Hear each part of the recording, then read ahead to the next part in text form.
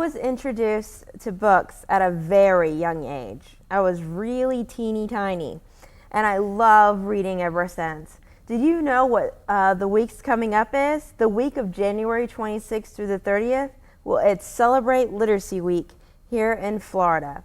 Hi, my name is Valerie, and you're watching Insight. And today I have some young Insight kids today to join us for Literacy Week. Hi. All right. Well, first we have the girl we have closest to me is Alexia, and she is, how old are you? She's 6 years old. And then we have Carlene. You want to wave? Carlene, she's also 6 years old. And we also have Derek. Wave. I just did that already. And you're 7. And right next to you is Channing. You want to wave? 6. Oh, you're 6. Okay, then we have 3 6-year-olds and a 7-year-old. All right, Alexia, I want to ask you a question. You want to get the mic for me? What do you think we're here to do today? Read about books. We're going to read some books, some really cool books. Do you like it when people read to you? Yes. Okay, so first we're actually going to read some books, okay? And then I'm going to ask you questions, but it's not going to be hard, I promise. It'll be really easy, okay? Okay. All right. Go ahead and put it down. There you go. All right, and today our first book we're going to read is The Great Big Turnip. Wow. Have you guys heard of this book before? No? You have? Okay. Well, it's going to be a little review for you. All right. Once upon a time in Russia, an old man planted some turnip seeds.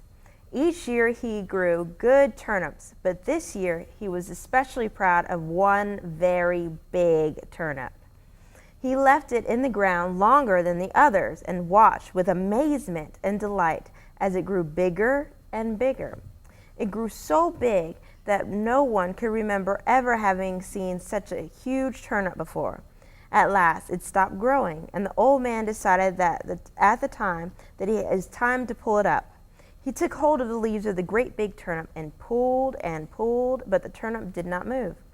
So the old man called his wife to come and help him. The old woman pulled the old man, and the old man pulled the turnip. Together they pulled and pulled. But you know what? It did not move. So the old woman called her granddaughter to come and help. The granddaughter pulled the old woman pulled the old man, and the old man pulled the turnip. Still the turnip did not move. The granddaughter called to the dog to come and help. The dog pulled the granddaughter pulled the old woman pulled the old man, and the old man pulled the turnip. But the great big turnip stayed firmly to the ground. The dog called to the cat to come and help and pull up the turnip. The cat pulled the dog pulled the granddaughter pulled the old woman, and the old woman pulled the old man, and the old man pulled the turnip. They all pulled and pulled as hard as they could, but still the turnip did not move. Then the cat called to a mouse to come and help pull the great big turnip. The mouse pulled the cat pulled the dog pulled the granddaughter pulled the old woman pulled the old man, and he pulled the big turnip. Together they pulled and pulled as hard as they could. Suddenly the great turnip came out of the ground and everyone fell over. And that's the end of the story. So I'm going to ask you, give the mic to Carly, and I have a question. All right, so what did you think of that story? It was great. You thought up to you. You thought it was really great? So what did you think was weird about that story? Like strange? That the turnip was big. That it was really, really big. All right, go ahead and pass it over to your neighbor. Yep, right there. I have a question to ask you. Why do you think the turnip got so big? Maybe because they got big, big when you went to dad, when your mom was stopping. Yeah, maybe because he planted it and it stayed for a long time, right? Yeah, maybe they're going to do that. I played the weirder. Oh, wow. Okay, yeah, so it just got bigger and bigger. All right, go ahead and pass it back. The microphone back to Alexia. Don't worry, I'll have some questions for you. All right, so I have a question to ask our viewers. There are 7 great reasons to read aloud with your child. Do you know it's really important to read to your child? So do you think it's really important? Would you like it if your parents read to you? Yes. Or maybe your big brothers and sisters if you have it? So I'm going to ask you, Alexia, why do you think it's important for parents to read to you? Because it makes you makes you read better. You think, yeah, that's brilliant. It makes you read better. Well, I'm actually going to read the 7 great reasons to read aloud with your child, okay? All right, while I read it off, you can go ahead and put that down, okay? All right, first, it's time spent together. Reading time is time when you focus on no one else and nothing else but them. So it's really the idea to spend some time with your parents. I think we all like to spend time with our parents. I like spending time with my mom too. You know, maybe I should ask her to read to me. It's a conversation starter. That means that gets you to talk, right? It's really good to practice in talking and communicating with people. 3, it's a great way to talk about emotional health, okay? That's like your feelings and how you feel about things, right? So maybe sometimes you do that in the dinner table and you talk about, oh, I had a great day or I had a not so great day, okay? I hope you all had a great day today, right? No? Aw. Well, maybe you will. Yeah. Yeah, you did too. It's a great way to honor the individuality in your children. Okay, so that's a really big word. So that means that everybody here is totally different, right, Derek? So everybody is totally different. We have all different types of personalities. So when your parents read to you, then that means that they get to see more of your personality and you can express yourself better. And you can open up new worlds for your kids. So that means that there's all kinds of things. In this way, do you know this story originated in Russia? You know that's a completely different country, all like across the world, right? So far, you couldn't walk there at all. It would take you forever. You have to swim and walk. It would take you maybe a year or 2. Very long. You can, another thing, 6, you can get wealth of information on where your children might need help. So that means you can see where the child needs help. And it can lead to a lifelong love of reading to your kids. Raise your hand if you like reading. All right, you're honest. I love you for that. You do. Okay. All right, I think it's time for another story. And this one, it has a moral to the story, okay? So, Alexia, I have a question for you. What do you think when someone says there's a moral to the story? What do you think that means? Or maybe you hear that there's a lesson to the story. It means what? It means you're gonna Are you gonna learn something or not learn something from it? We're gonna learn something. You're gonna learn something. Very smart, very smart. So this one is called the 3 wishes, okay? So you guys listen carefully because I'm gonna ask questions and Channing, I'll ask you a question, okay? You ready? All right, one day a poor woodcutter was working in the forest, chopping down trees and sawing them into logs. He stopped for a moment and saw a fairy sitting on a leaf nearby. He closed his eyes, he rubbed them, but she was still there. I have come, she told him, to give you 3 wishes. The next 3 wishes you make will come true. Use them wisely. With that, she vanished. After work, the woodcutter returned home and told his wife what had happened. He did not believe a word he said. You just dreamt it, she laughed. Still, just in case, you better think carefully before you wish. Together they wondered, should they wish for gold, jewels, a fine home? They argued and disagreed about everything until the woodcutter shouted crossly, I'm hungry after all my work. Let's eat first.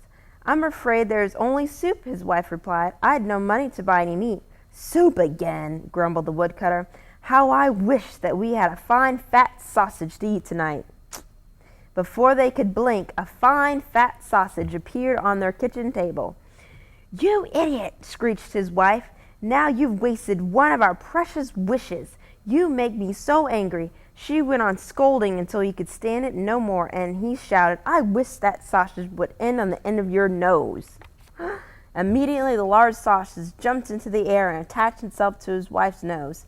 There she stood at the table with a big fat sausage hanging down in front of her. It was difficult to talk because it was hanging there. The woodcutter soon stopped laughing when he remembered that only had one of his fairy's wishes left. Let's wish, she said carefully, for all the riches in the world. But you remember, there's something hanging on the nose, right? And so they said I could just enjoy that for 1 minute, but people would laugh at me wherever I went. So if they wished for that money, they'd still have that sausage at the end of the nose. So the woodcutter and his wife finally agreed that they could do nothing except get rid of that sausage nose. The woodcutter wished, and in a flash, the sausage was gone, and he and his wife sat down to eat the soup that she had prepared for their supper.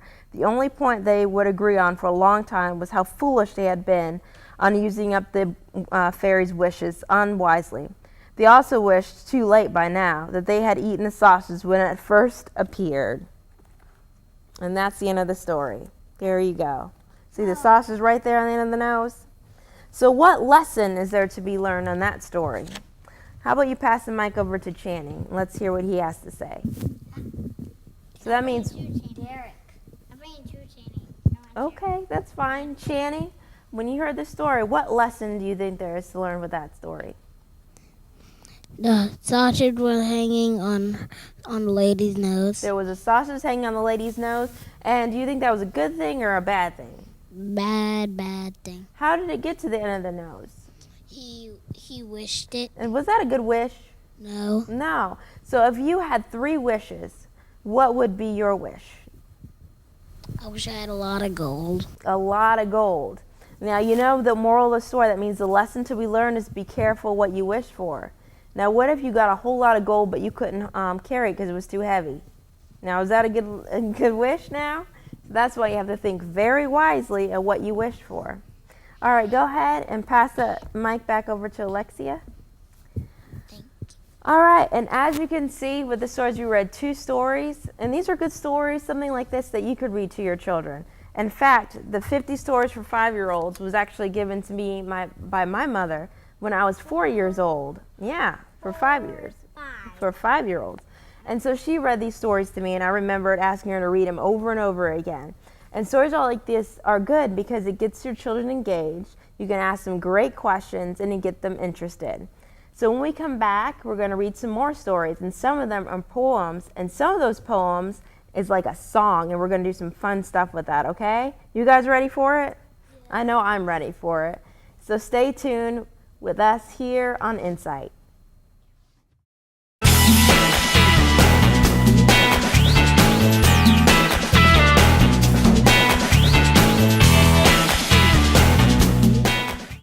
Our commitment to the community is something that we believe in and act on every single day. It's a key part of our culture and who we are as a company. Cox donates millions of dollars in cash and in-kind services to support local nonprofit and civic organizations each year. We recognize that a healthy community is a growing community. Here's a look at just a few of the organizations we support right here in Northwest Florida. We're extremely proud of all these local partnerships. Together, we are working to make the Gulf Coast thrive. On our show, Level Up, we track down all kinds of monsters that escape our favorite video game and bully their way into the real world. Real life bullying? That's an entirely different problem. He'll do his best to get on your nerves, but the smartest thing you can do is try and stay calm, walk away, and find a teacher or other adult. Together we can all stop bullying by speaking up. Go to stopbullying.speakup.com to find out more. This PSA brought to you in part by the Cox Southeast Region Diversity Council and Cox Communications. Packers, Vikings, Red State, Blue State. We come from different places. Uptown. But when we live united, we create real lasting change in the education, income, and health of our country. Real change won't happen without you. So give, advocate, volunteer, Live United. Sign up at liveunited.org.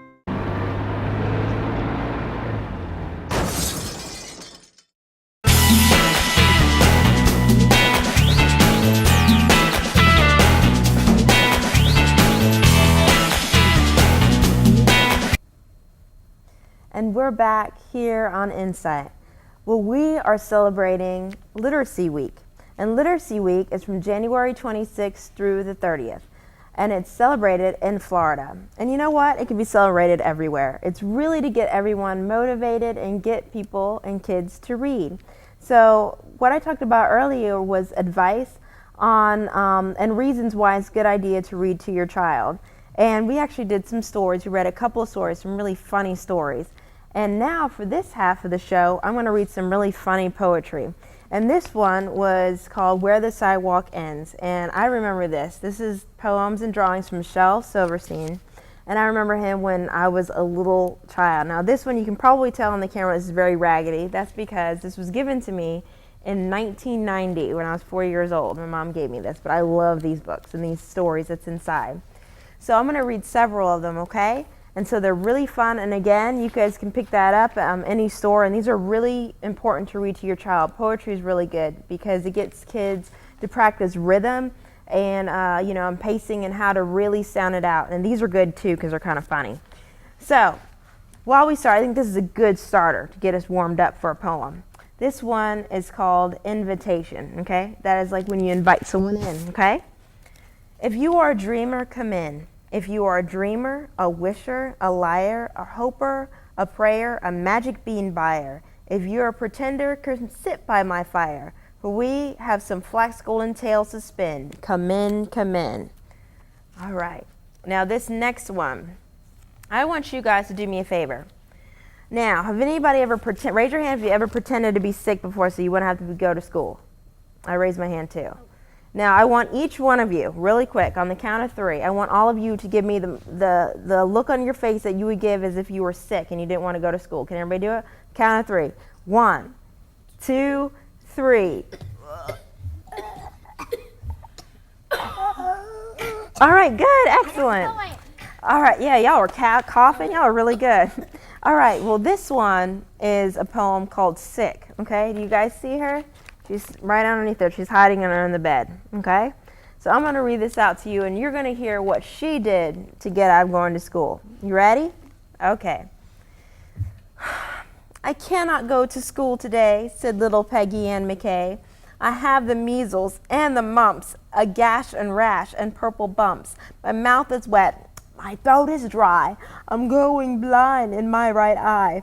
My tonsils are as big as rocks. I've counted 16 chicken pox, and there's one more. That's 17. And don't you think my face looks green? My leg is cut. My eyes are blue. It might be enzymatic flu. I cough and sneeze, achoo, and gasp and choke. I'm sure that my left leg is broke. My hip hurts when I've moved my chin, my belly button's caving in, my back is wrenched, my ankle sprained, my panicked pains each time it rains, my nose is cold, my toes are numb, I have a sliver in my thumb, my neck is stiff, my voice is weak, I hardly whisper when I speak, my tongue is filling out my mouth, I think my hair is falling out, my elbows bent, my spine ain't straight, my temperature is 108, my brain is shrink, I cannot hear, there is a hole inside my ear, my hangnail and my heart is what? What is that you said? Did you just say today is Saturday? Well, gee, bye, I'm going to go out to play. The end. What did you think of that story? Go ahead and pass the mic to Carlene. It was weird. It was weird. Why do you think it was weird? Because she was lying to her mom. Even that was really weird. Yeah, it's really bad to lie to your parents, right? And she did that. Little Peggy Ann McKay was not good for lying to her parents. Okay, I think Channing has something to say. Let's pass the mic over to Channing. What did you think of that story? Her face gone green. Yeah, her face is going green. So she listed some things. Now, there were some things that she listed that I think that we all have. Didn't she just say there was a hole inside her ear? Is that a sickness or is that something everybody has? Everybody has that, but she just started listing things, right? That was kind of weird. Yeah, go ahead and pass the mic over to Derek. I think he has something to say. Okay. What story? Her tending thing thick. That her doing and her lying to her mom like crazy. That was bad. She pretended to be sick and she was lying to her mom. That was just really bad things to do. Then at the end, go play. Then she's going to go and play. So obviously she was making this up right because it was Saturday. Yeah, go ahead and pass it back to Alexia. Now that was a good story too. It was silly, but it did have a lesson as well. Now there's a story that's in here that these kids that we were talking about during the break that they're waiting for. It's called The Unicorn. Now this one is really, they're already prepping up. They're like sitting up right now. And the reason why that this one is a good story is because it's not just something you listen to. It's an interactive story where you actually do hand movements and everything. So I'm going to sing this song, and while I sing it, sing, song, read sort of, y'all are going to do the movements. If you don't remember it, that's okay. Just do the best you can. But you're going to do it in your spots, crisscross applesauce. Okay? All right. So you ready? Here we go. And this one is called The Unicorn. A long time ago, when the earth was green and there was more kinds of animals than you've ever seen, and they run around free while the world was being born, and the loveliest of all was the unicorn. There was green alligators and the long-necked geese, the humpy bumpy camels and chimpanzees. There was cats and rats and elephants, but sure as you were born, the loveliest of all was the unicorn. But the Lord seen him sinning and he caused them pain. He said, stand back, I'm gonna make it rain. He said, hey brother Noah, I'll tell you what you do. Go and build me a floating zoo and take 2 alligators and a couple of geese, 2 humpy bumpy camels and 2 chimpanzees. Take your cats and rats and elephants, but sure as you were born, Noah, don't you forget my unicorn. Now Noah was there and he answered the call, and then he finished up the ark just as the rain started falling. He marched in the animals 2 by 2 and he called out as they went through. Hey Lord, I got your 2 alligators and your couple of geese, got your humpy bumpy camels and 2 chimpanzees, got your cats and rats of elephants, but Lord, I'm so forlorn, 'cause I don't see no unicorn. Old Noah looked out through the driven rain, but the unicorns were out playing silly games. They were kicking and splashing in the misty morn. Oh, them silly unicorn. Then the goat started going and the snake started snaking. The elephant started elephanting and the boat started shaking. The mouse started squeaking and the large started roaring. And everyone's aboard but the unicorn. I mean the green alligators and the long-necked geese, the humpy bumpy camels and chimpanzees. Noah cried out, close the door, 'cause the rain is pouring and we just can't see them unicorn. Then the ark started moving and it drifted with the tide, and the unicorns looked out from the rock and cried, and the water came up, sort of floated them away. And that's why you never seen a unicorn stay. You'll see a lot of alligators and a whole mess of geese. You'll see humpy bumpy camels and lots of chimpanzees. You'll see cats, rats and elephants, but I'm sure as you were born, you're never gonna see no unicorn. Yay, good job, y'all did excellent, love that. All right, Alexia, what do you think about that story? It was good. It was a good story. And what kind of a lesson, though, there was a lesson in this story, and it had to do with the unicorn. Do you know what it was? Yes. It was about the unicorns when they didn't get on the ship and then they floated away. Yeah, exactly, because they weren't listening. Pass it over to Derek, please. It rained and the story. It rained in the story. I got her my treat. What's the microphone? Yeah. Oh. My microphone. Pass it over to Channing. Okay. But yeah, and the song is awesome. Yes, the song is awesome. Thank you. All right, so they had to learn it. Channing, what else did you get from the story? Put it right here, like you're singing.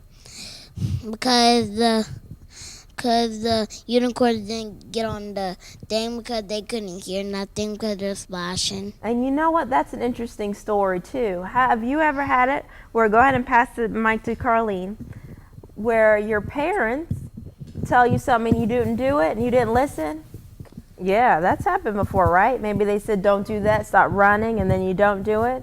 And sometimes something bad happens. Maybe you fall, you bump your head. There's always a warning, right? So that's the warning. They had a warning, but they didn't listen. So then they actually wound up and drowned because they didn't listen. Do you want to add on one more? Because we have one more story. The unicorns are crazy. Yes, because they didn't listen. All right, go ahead and put the microphone down. All right, so we actually did a lot today. We read a lot of stories. There were funny stories. There were some interactive stories. And it was good to get you guys interested into reading and all that kind of stuff. And so there's tons of ones, and I really recommend getting stories like this in, poetry. And raise your hand if you guys have read a poem before. You think so? Yeah? You know what songs are? What? Do you know songs or poems? Mm-hmm. They're poems that have beats to them, right? That you can go to, and a lot of times you remember them a lot easier. And a unicorn did or Yeah. All right. So, like I said before, we are celebrating the Literacy Week, And if you actually want more information on it, you can go to www.fldoe.org. And also, you can check out more information on our Facebook page. You know, we have a Facebook page. You can check out information on our Facebook page and also on our YouTube channel on coxinsight.org, okay? But here's one thing, though. I actually think we have one more time for another story before we go. And it's called The Dirtiest Man in the World. Yes, dirty, ew. Okay. So it's called, "Oh, I'm Dirty Dan, the world's dirtiest man. I never have taken a shower, and I can't see my shirt. It's so covered with dirt. And my ears have enough to grow flowers. Ew. But the water is either a little too hot, or else it's a little too cold. I'm musty and dusty and patchy and scratchy. I'm mangy and covered with mold. But the water is always a little too hot, or else it's a little too cold. I live in a pen with 5 hogs and a hen and 3 squiggly lizards who creep in my bed, and they itch as I squirm and I twitch in the cruddy old sheets that I sleep in. If you look down my throat with a flashlight, you note that my insides are coated with rust. I creak when I walk and I squeak when I talk, and each time I sneeze, I blow dust. I'm brightened in my life if I've just found a wife, but I fear that that never will be. Until I can find a girl gentle and kind, with a beautiful face and a sensitive mind, who sparkles and twinkles and glistens and shines and is almost as dirty as me." See that? That's pretty gross. All right. Do y'all enjoy the stories today? Yes. All right. Do y'all have one last thing that you wanted to say before we go? Because guess what? Our time is actually out already, and we've read a lot of stories. Carlene, how about you and something? Why was he dirty? Why was he dirty? Because he thinks that the water is too hot, or he thinks the water is too cold. He's just not comfortable about being clean. Not about you, but I love taking showers, and I love being clean, right?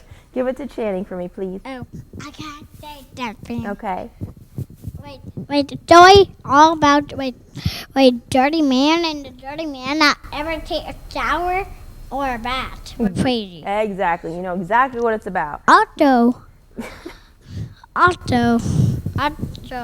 he on his ears can go and put them like flower. Yeah, that's and pretty what gross. do I- Yeah, flowers can come out of his ears because he doesn't bathe. And water get hot or cold. Right. All right. Channing, one last thing, okay? Go ahead. No girl will like him because he stinks. Yeah, no girl's going to like him because he stinks. All right, thank you guys for being on the show, and thank you guys for watching us on Insight. And you see how talkative they are from listening a story? Remember, read a story to your child and listen. Thank you for watching Insight.